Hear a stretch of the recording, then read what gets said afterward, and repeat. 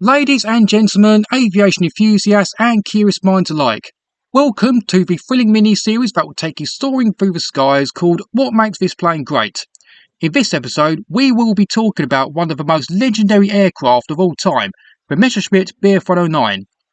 So, what makes this German single-engine fighter great?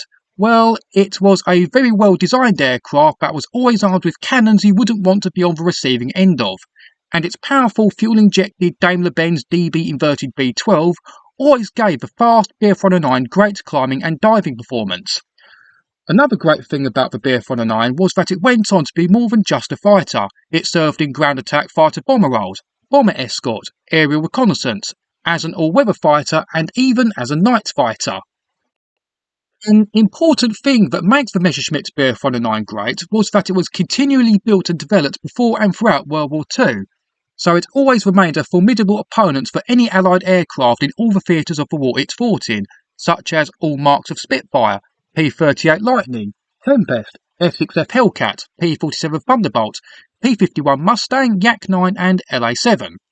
It was also a dominant aircraft in the Spanish Civil War, North African Campaign and on the Eastern Front.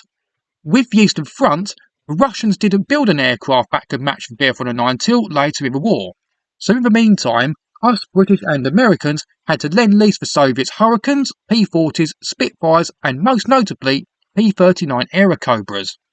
Also, it was against the Russians that legendary Me-109 pilots like Erich Hartmann and Günter Rahl etc.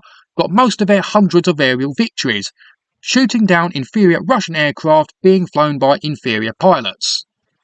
Another great fact about the Messerschmitt Bf 109 was that not only did a lot of the best pilots like Adolf Galland, Werner Mulders and Hans-Joachim Marseille, to name a few, shoot down many Allied aircraft while flying the 109, but they were also used by several other air forces too.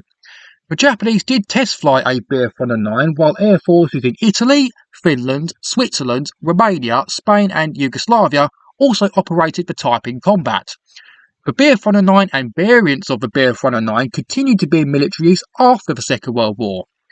The Czech-built Avia S199, which had a Guzmo engine, was used by the Israeli Air Force and they took part in the 1948 Arab-Israeli War. The most notable variant is the Spanish-built Hispano HA1112 Buchon, which ironically had a Merlin engine fitted to them.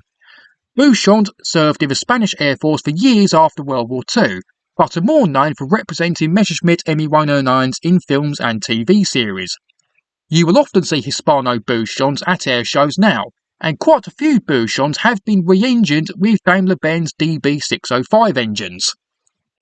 The last great things I'm going to say is that while the Bf 109 couldn't turn as tight compared to most other fighters, and was said to not be the easiest plane to fly, it is considered by many people to be one of, if not the best fighter of World War II, and it went on to become the most produced fighter aircraft in history.